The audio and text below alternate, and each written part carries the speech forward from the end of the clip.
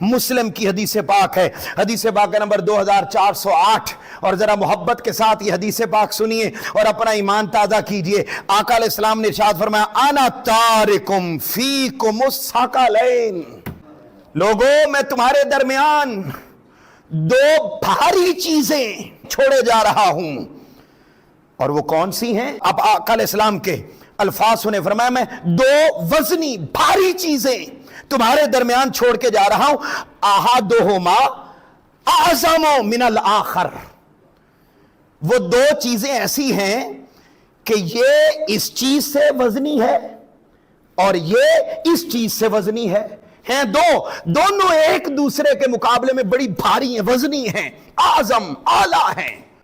کون سی؟ قربان جو آپ سنیں، آقا علیہ السلام نے ارشاد فرمایا کتاب اللہ، اللہ کی کتاب قرآن مجید ایک، اور دوسرا کیا فرمایا؟ وَإِطْرَةُ أَهْلُ بَيْتِي، اور میری پاک آل اور میری پاک اطرت۔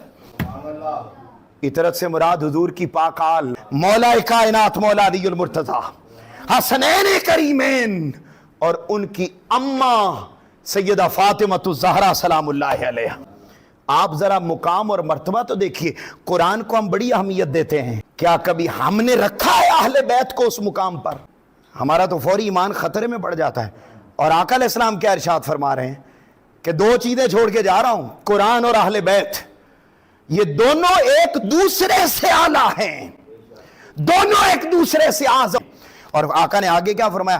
فرمایا اگر تم ان سے جڑے رہو گے، نہ قرآن سے جڑنے سے اور نہ میری اہل بیت کے ساتھ جڑنے سے، قیامت تو آ سکتی ہے، میرا امتی کبھی گمراہ نہیں ہو سکتا۔